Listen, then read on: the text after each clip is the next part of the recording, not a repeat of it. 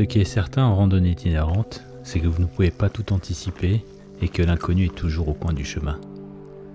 Vous avez peut-être déjà été confronté à une météo changeante, un matériel récalcitrant, à un chemin non balisé ou à des personnes rencontrées qui, dans un certain sens, ont modifié le parcours auquel vous vous attendiez. C'est ce qui m'est arrivé et ça a complètement bouleversé mes plans. Me voilà donc ce vendredi à Modane pour reprendre les chemins d'Exatrek. Et Modane, c'est pas encore la troisième section d'Exatrek, puisque là on est encore sur la deuxième. La troisième section, je crois, commence au col du Lautaret. Col du Lautaret, où on y sera dans, je sais pas, 3 jours peut-être, quelque chose comme ça. Voilà, donc c'est reparti pour une très belle balade.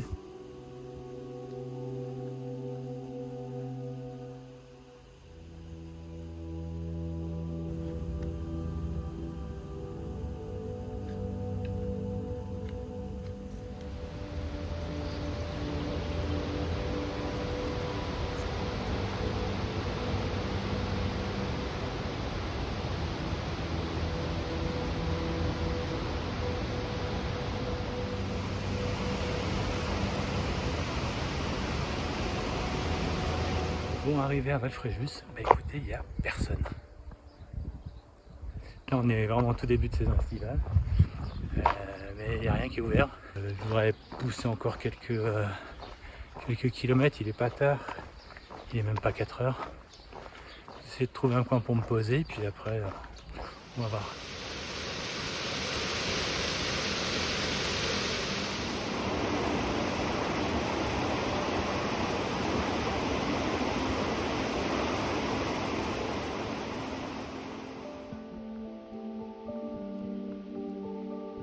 Je suis toujours sur la fin de la deuxième section d'Exatrek. Ce qui est étonnant, c'est un tronçon commun avec le GR5 que j'ai pu faire il y a 2 ans. Ce qui est très étonnant, c'est que il y a 2 ans, j'en étais à peu près à mon 11e jour, je crois, 12e jour. Là, c'est mon 2e et je me rappelais pas que en fait, c'était un petit peu difficile quand même la montée sur le col de la vallée étroite. Comme quoi, déjà on oublie très rapidement, et puis de 2, la condition physique n'est pas du tout la même. Je sens que ça tire quand même pas mal dans les jambes. Le souffle est un peu plus coupé, le sac est un peu plus lourd aussi. La combinaison de tout ça fait que c'est challengeant là, avec le départ. Mais bon, allez, c'est parti pour une nouvelle belle journée.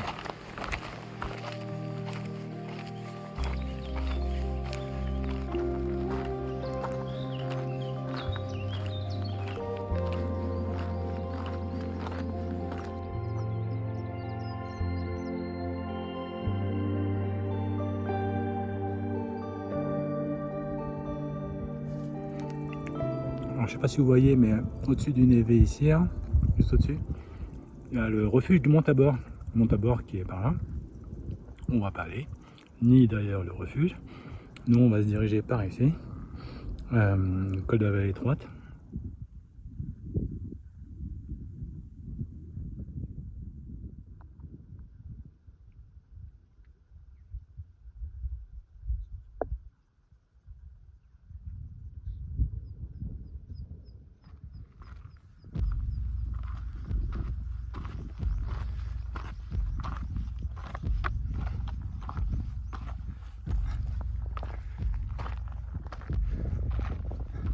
Pas la meilleure nouvelle. J'ai une grosse douleur au niveau du mollet gauche. Donc je suis un peu après le col de la vallée étroite. J'étais en direction de derrière là. Et je sais pas, sur une montée en cailloux, ça m'a fait très mal sur le mollet. Et là je peux, dans les descentes ça va, mais dans les montées tout de suite ça me tire très fort et je peux à peine monter. Et pour aller jusqu'au refuge plus loin, c'est encore 700 mètres de dénivelé. Je crois pas que je vais pouvoir le faire. Donc je sais pas, je vais peut-être rebrousser chemin. Il n'y aura que 50 mètres de montée et puis après ça sera que de la descente.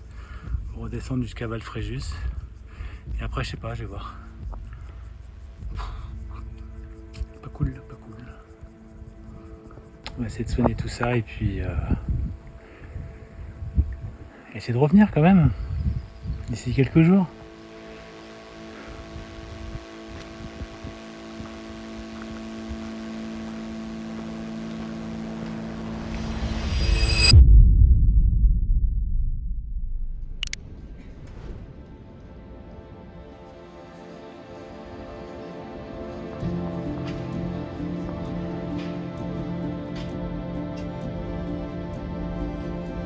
Cette blessure au mollet m'a contraint à un repos forcé de près de 10 jours, et mes congés n'étant pas extensibles, je n'avais plus la possibilité de réaliser les 550 km originellement prévus. Deux possibilités, reprendre au col du Lautaret et marcher sur la partie la plus difficile, c'est-à-dire les Écrins et Beldon jusqu'à Grenoble, soit zapper cette partie justement et recommencer à Grenoble pour traverser le Vercors et plonger dans le Diois et la Drôme provençale jusqu'aux portes de l'Ardèche.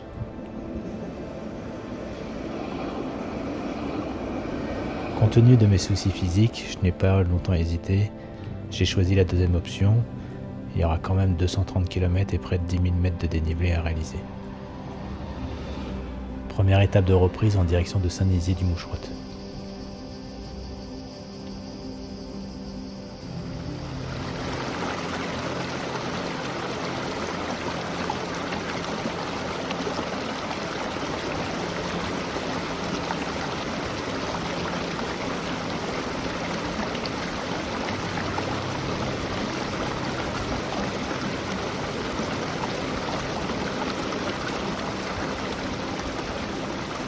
En partant de Grenoble, j'emprunte les chemins du GR9 et du GR91 et je pourrai rejoindre l'Exatrek dans une trentaine de kilomètres.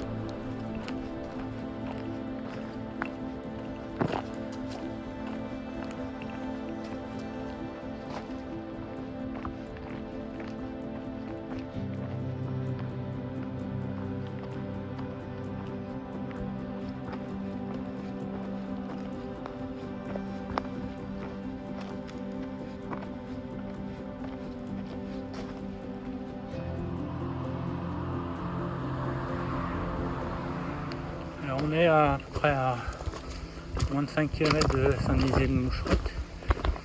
On fait à peu près déjà 500 mètres de dénivelé. Les températures ont quand même un peu baissé et puis surtout il n'y a plus de soleil, donc ça c'est super appréciable dans cette montée qui est quand même assez difficile avec les températures chaudes. Sinon ça va, c'est pas trop compliqué. Techniquement ça va.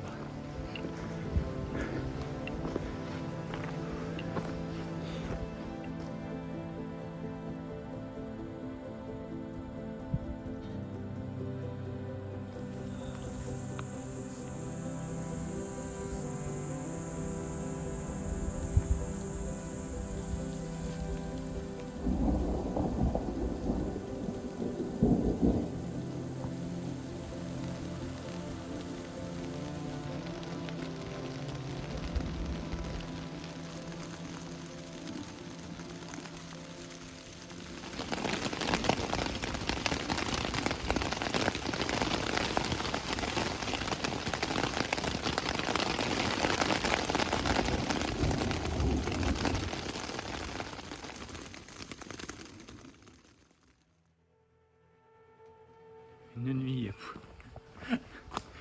gros orage jusqu'à presque 1h du matin. Et puis après de la pluie quasiment toute la nuit. C'était une nuit intéressante. Mais bon, j'ai donc moyennement dormi, réveillé beaucoup de fois, mais ça va, ce matin là, il est à peine 8h, je suis plutôt en forme. Donc aujourd'hui, le but, c'est atteindre Corançon en Vercors. Mais pour atteindre Corançon, on va d'abord s'attaquer à la Moucherotte. Je crois qu'il y a entre 700 mètres à peu près de dénivelé pour commencer. Et en tout, il y en aura pour près de 30 km et 1200 mètres de dénivelé positif. C'est parti pour une nouvelle belle journée.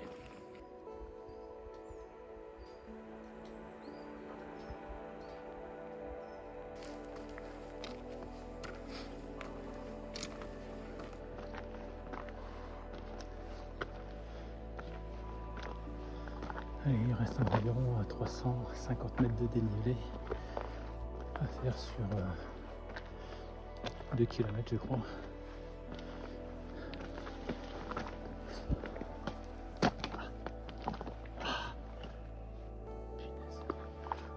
Accrocher mon sac à une branche.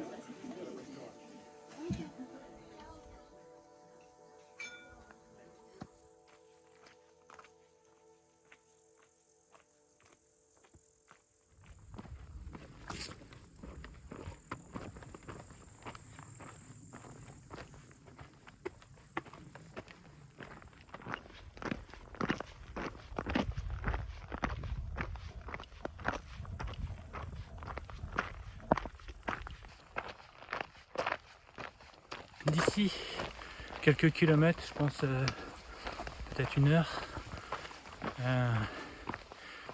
je vais enfin retrouver le chemin de l'Hexatrek qui passe dans le Vercors. Et les deux chemins, puisque ici là c'est le GR, alors je sais pas si c'est le 9, je crois que c'est le GR 91 de mémoire. Le GR 91 croise donc l'Hexatrek un peu plus loin et après il y a un tronçon commun justement. Demain ça risque d'être une journée plus tranquille et je m'arrêterai au pied du Grand Vélon probablement parce qu'il n'y a pas beaucoup d'eau. Je reparlerai demain.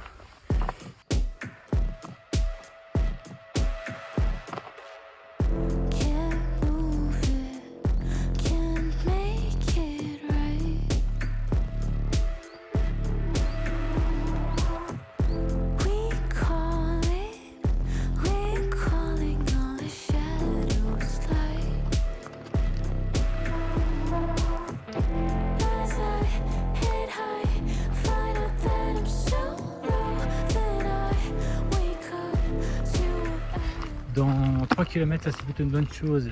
Il y a le refuge de Roibon qui est un endroit intéressant puisqu'il y a de l'eau. Enfin, normalement, il y a de l'eau. Ce qui me permettrait après de finir tranquillement.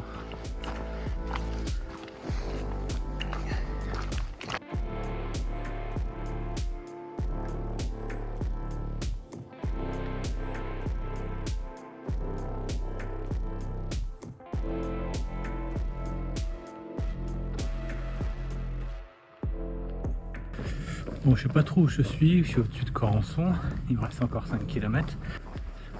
J'en ai marre.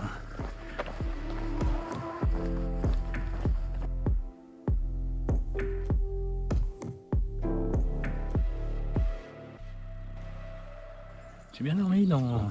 Alors c'était un endroit préconisé par l'Hexatrek. C'est derrière une école.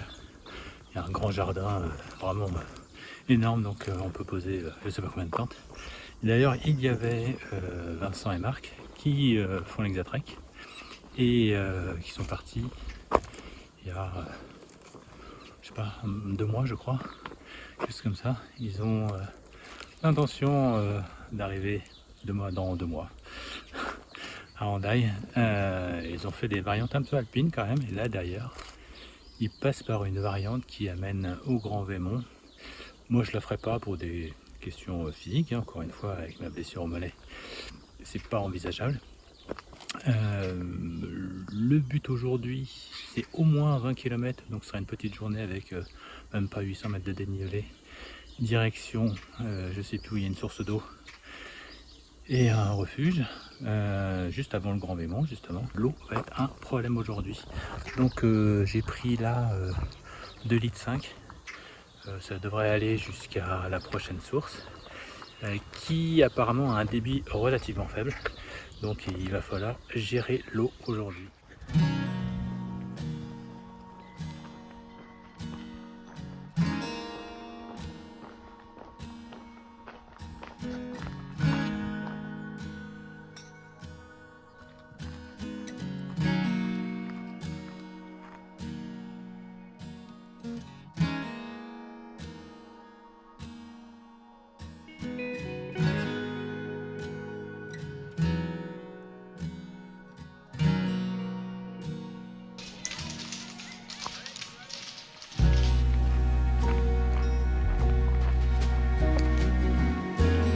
J'avance pas super rapide, pas parce que le chemin est difficile, franchement c'est de la caillasse, mais ça va. Les dénivelés sont pas très importants, ça monte plutôt régulièrement, mais c'est surtout qu'on est dimanche, il y a beaucoup de gens et je me suis arrêté pas mal de fois pour discuter ou ralentir le rythme, pour discuter avec ces gens, parce que j'aime bien connaître un petit peu, voir comment les gens avancent, ce qu'ils font, pourquoi, comment.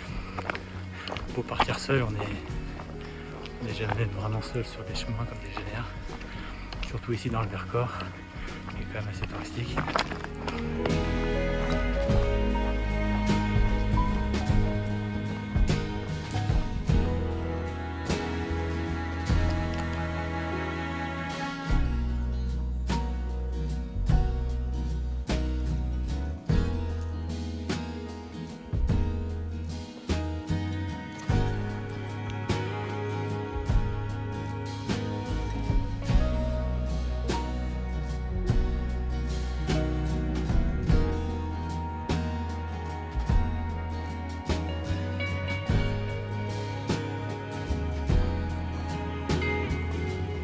Alors je viens de passer le refuge du Plec, comme ça je sais plus comment ça s'appelle. Super refuge d'ailleurs, mais j'y resterai pas, même s'il y a une source qui est par là-bas, à peu près à moins des kilomètres d'ici.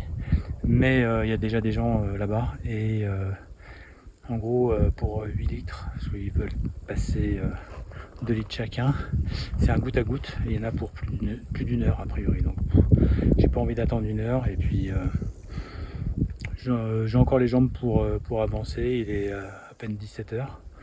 Donc je vais aller un peu plus loin, là dans 2 km il y a une autre source qui coule a priori un peu plus.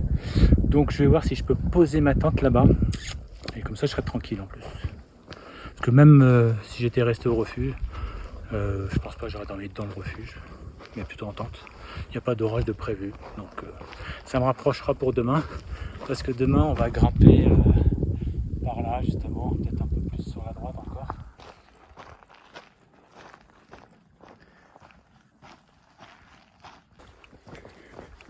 Allez, dans moins de 600 mètres, on arrive à la fontaine. Je presse un peu le pas parce que derrière, il y a 5 personnes que j'ai doublées. Et je crois qu'ils y vont aussi. Alors même si le débit est un peu plus intéressant que la fontaine précédente, je devrais vraiment arriver le premier parce que j'ai plus rien. J'ai rarement été autant dans la difficulté par rapport à l'eau. C'est vraiment l'élément primordial dans une randonnée qu'il faut manager. J'aurais dû peut-être partir avec 1 litre de plus ce matin. Je viens de remplir mes bouteilles d'eau. J'ai rempli que 2 litres. Comment dire, ça a duré presque 2 heures. Il y avait des gens avant moi et le débit en fait il était très faible. En fait le débit était de 10 minutes pour 1 litre. J'ai donc décidé de planter ma tente à proximité et j'ai rempli le reste de mes bouteilles après 22 heures.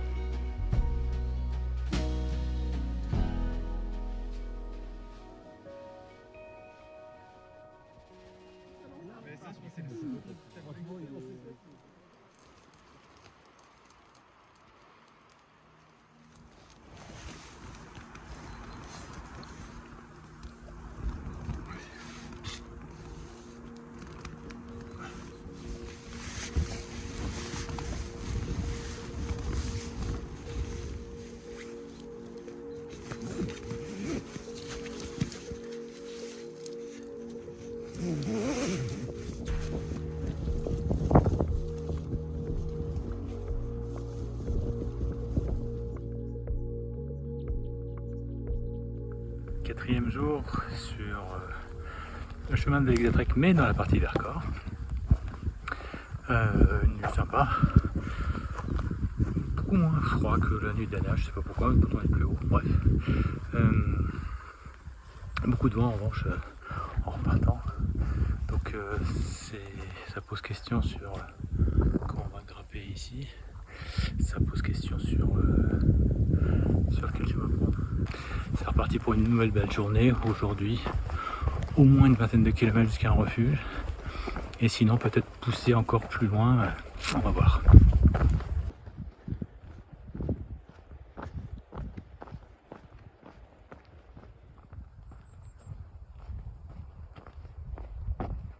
Alors là, méfiance.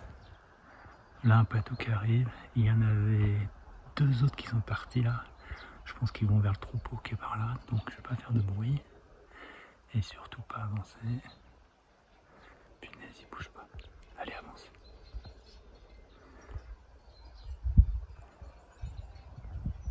Il y en a au moins 3 ou 4. On va laisser passer vite tranquille. Au campement hier, là, il y avait plein de gens qui sont passés par là et qui ont vu qu'il y avait des patous qui n'étaient pas super sympas. Ah, j'ai l'impression que c'est des gros bergers d'Anatolie en plus. C'est pas les grosses boules de poils blanches là. Allez, j'y vais tranquille. Allez, c'est parti. Alors ici, quand on grimpe jusque là, c'est le bas de la ville. On voit d'ailleurs des petits randonneurs qui sont déjà en haut. Et après, il faut grimper ça et puis longer et repartir derrière. J'ai entendu des pierres tomber là, donc c'était pas super prudent, mais bon.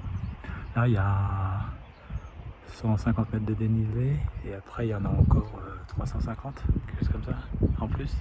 Pas sûr que vous le voyez, mais là, juste ici à la pointe, il y a un petit chamois.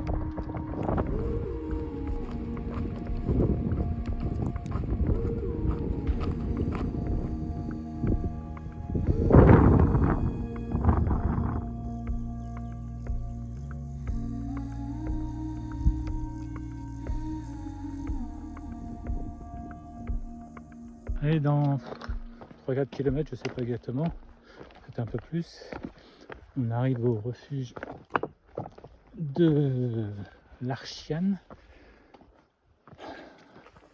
Oh, les passages là, on a passé quasiment toute la journée dans la rocaille, la pierre, là, c'est tout. énervant. Là, ça fait, je sais pas, 6-7 km qu'on est toujours à peu près à la même altitude, autour de 1600, 1650. Et on monte et on redescend, et on monte et on redescend de 30, 40, 50 mètres, et on monte et on redescend.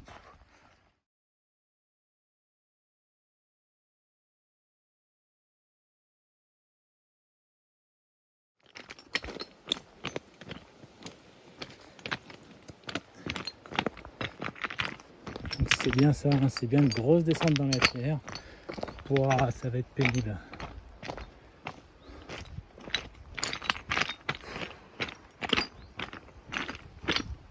« 800 mètres comme ça.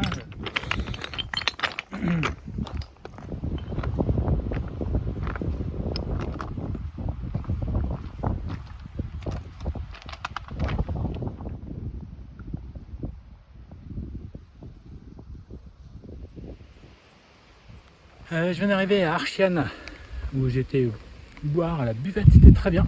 Il y a un refuge, donc j'ai voulu y aller, ils sont pleins à l'intérieur. Et il y a la possibilité de demander de planter la tente. Et on peut, à côté, et on peut quand même profiter des avantages du refuge, c'est-à-dire la douche, l'apéro, même manger si on veut. Donc ça c'est plutôt très très bien, c'est un refuge associatif, ça a l'air vraiment très sympa. Le problème c'est que le champ qui est attenant au refuge, il y a peut-être eu des actions de débroussaillage à cause des incendies. Il y a des copeaux de bois partout. Impossible de planter la tente sans le risque de percer, notamment le matelas. Donc il est hors de question. Donc je continue direction Châtillon-en-Diois. Il y a encore un peu de dénivelé. Je vais en avoir encore pour quelques 2h30, 3h maximum. Il est 18. Donc ça va me faire arriver très tard. 21h au camping de Châtenois, je viens d'arriver. J'ai revu deux personnes qui font l'Exatrek que j'avais croisées à Corançon, en Vercors. Ils sont déjà partis manger, alors eux ils ont beaucoup plus de jambes que moi. Et physiquement on sent qu'ils sont bien affûtés. Ils sont bien arrivés, bien sûr arrivés avant moi. Et en plus ils avaient fait un peu plus de dénivelé que moi. Mais bon, là je vais les retrouver au snack, histoire de manger un petit dessert ensemble. Voilà. Une très bonne nuit, c'était franchement super. Camping sympa, piscine. Je n'en ai pas profité, tennis, j'en ai pas profité bien sûr. Mais aujourd'hui une grosse journée, parce qu'il n'y a pas beaucoup d'eau sur le chemin. Il y a peut-être un ruisseau au bout de 10 km, peut-être. Ils ont prévu 37-38 degrés, donc ça risque d'être un petit peu compliqué s'il n'y a pas d'eau.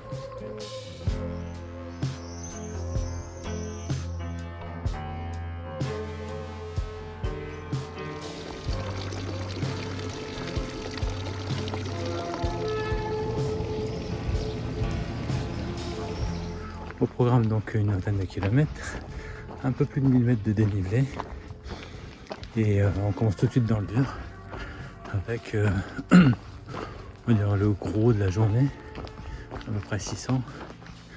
Puis après on redescend, on remonte, on redescend, on remonte et on redescend.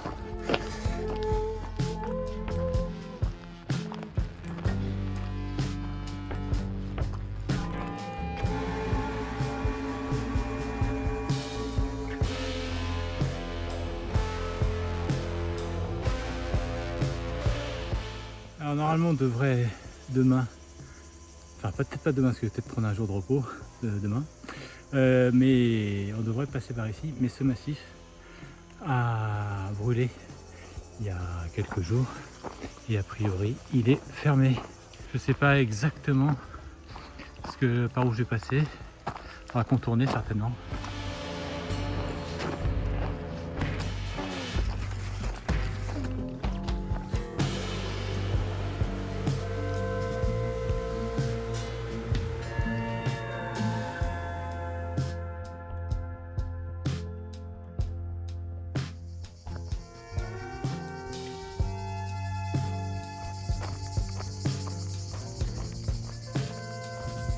Petit arrêt pour déjeuner ici, c'est vraiment super sympa. les pieds dans l'eau qui font vraiment du bien. Et je sais pas si vous voyez là-bas, j'ai mis mes bouteilles d'eau au frais.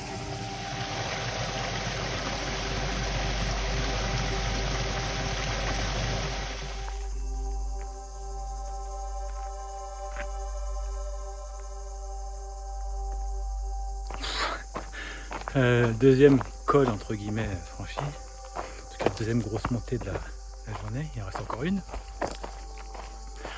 Sous le cagnard, pas beaucoup d'ombre, dans la pierre, et ça grimpe et ça grimpe. C'était pas très très long, il y avait même pas 200 mètres de dénivelé, mais c'était interminable. Interminable. Ce qui est chouette, c'est que là on redescend, et j'ai croisé deux gars qui faisaient l'Exatrek dans l'autre sens, donc sud-nord, et qui m'ont dit que juste après la descente que je suis en train de faire, il y a encore un point d'eau, et en plus il y aurait des bancs ou des tables. Donc je crois que je vais refaire une pause là. La chaleur c'est difficile, c'est difficile. Encore un bobo sur cette randonnée. J'ai buté fort sur une pierre alors que j'étais pieds nus. Ça a tout de suite gonflé et pris cette couleur violette. Je croyais m'être cassé l'orteil, mais en fait non. Ça m'a bien handicapé 48 heures et puis la douleur s'est estompée.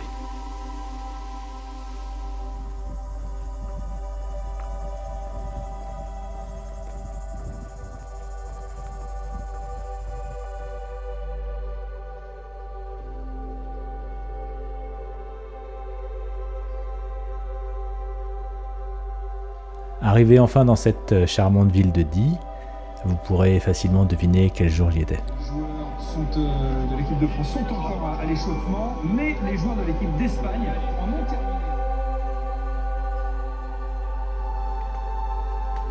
Je passerai donc cette 6e journée à Die pour à la fois me reposer, éviter de marcher à plus de 35 degrés et puis visiter cette ville qui est très sympathique.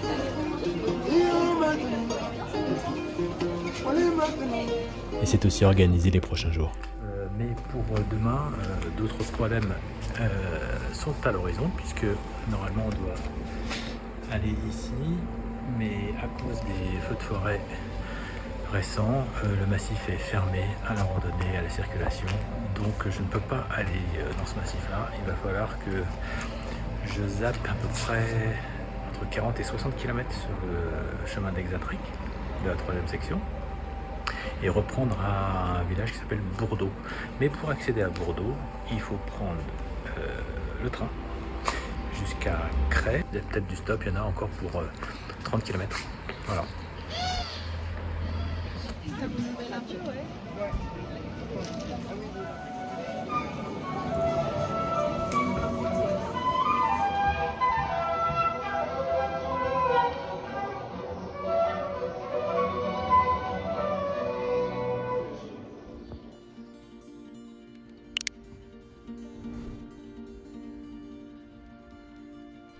Après donc une demi-heure de train, me voici à Cray. Je vais donc devoir aller à Bourdeau et pour faciliter la tâche, je sors de la ville en longeant la Drôme.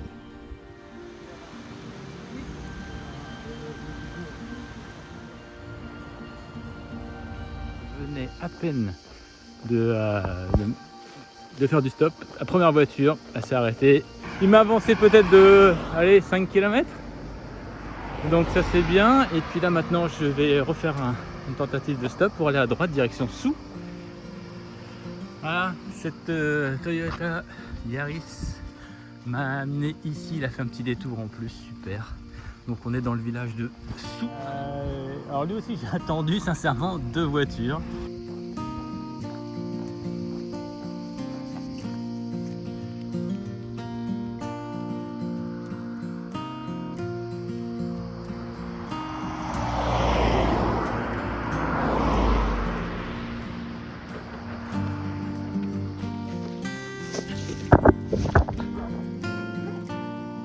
La dernière voiture me laissera à 7 km de mon point d'arrivée et je finirai à pied en profitant des champs de lavande et de la fraîcheur d'une rivière.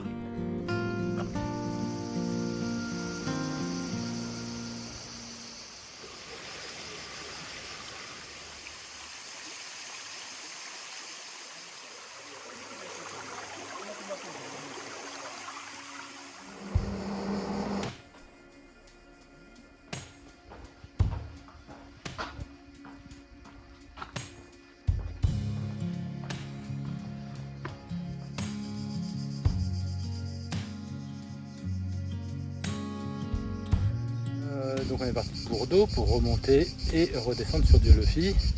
Ce soir je sais pas où je dors. Pourtant il y a 2 campings à Dieulefit avec des prix complètement hallucinants sur leur site. Pour une tente avec de l'électricité, bon, c'est 56 € la nuit. 56 € pour poser sa tente.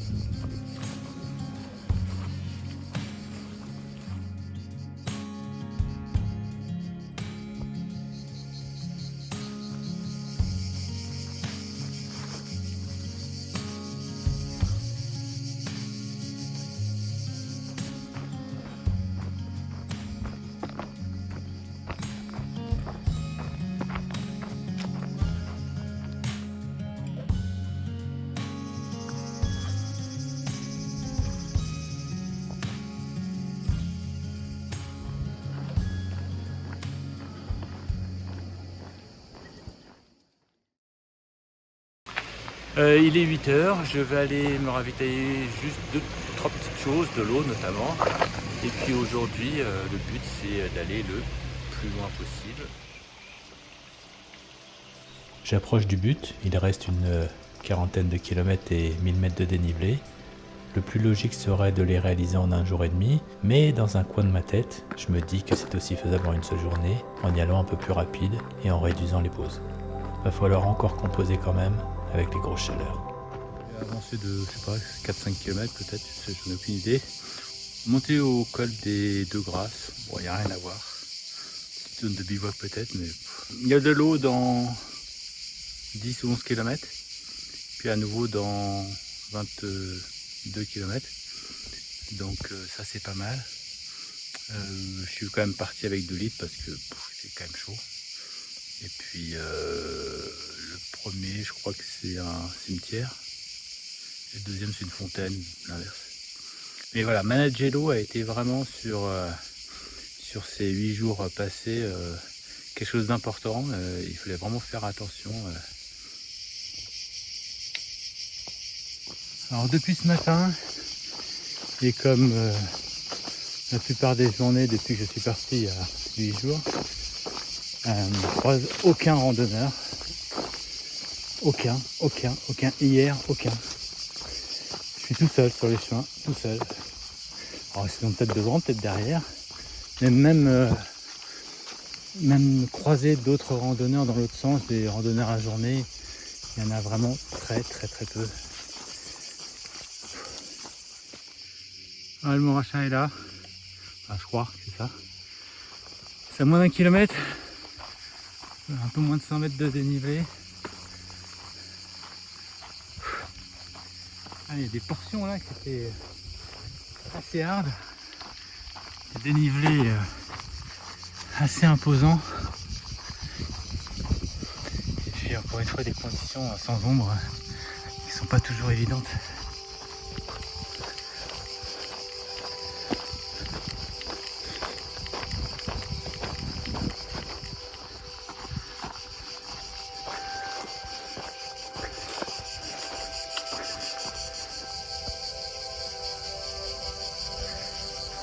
Bon, mon prochain, c'est fait. Wow! Pas si simple que ça.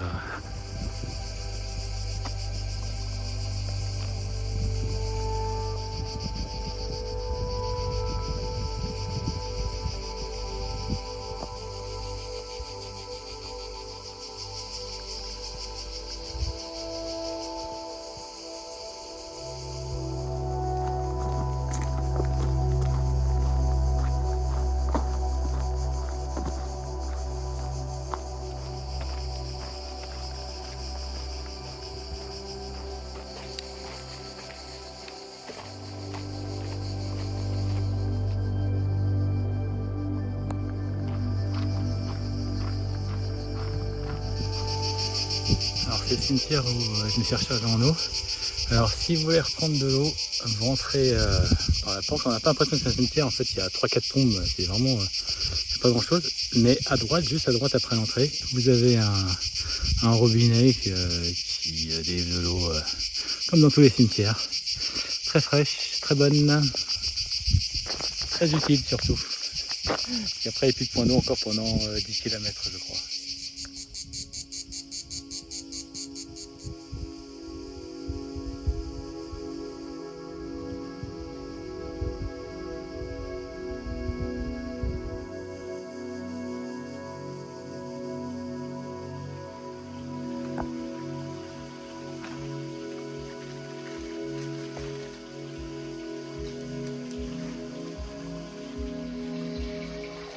pour arriver à Donzère, qui sera pour moi le point d'arrivée, puisque même si le point officiel de la fin de l'Exatrek de cette section 3 c'est Viviers, Viviers c'est un petit peu après, à, je sais pas, peut-être 4-5 km, mais il n'y a pas de gare, donc il faudrait que j'y aille et je revienne après donc à Donzère, en dessous de Montélimar. Donzère c'est à une bonne vingtaine de kilomètres, 25 km. J'ai vu qu'il y avait un train à 20h ce soir.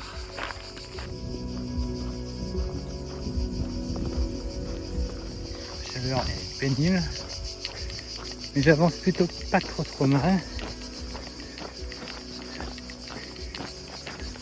C'est comme point de mire Donzère ce soir, mais il faudrait vraiment que je trace. Il y a encore une côte à passer. On va voir. Ah, vous avez reconnu, c'est la voie du TGV. Et puis un peu plus loin, on va traverser l'autoroute A7. Alors vous voyez, l'autoroute est chargée parce que on est vendredi soir, en plein été. Donc il y a la transhumance. Arrivé au terme de cette randonnée d'une dizaine de jours en comptant les 2 premiers jours en Savoie, il aura fallu faire preuve d'adaptation sur un chemin qui m'a envoyé pas mal de petits défis à relever, tant sur le plan physique que sur l'environnement auquel j'ai été confronté. Un chemin qui n'a pas été donc de tout repos, sur lequel je reviendrai pour combler les parties non couvertes, les écrins, Beldon, ou la partie du Diois fermée pour cause d'incendie. Alors je vous dis à très bientôt.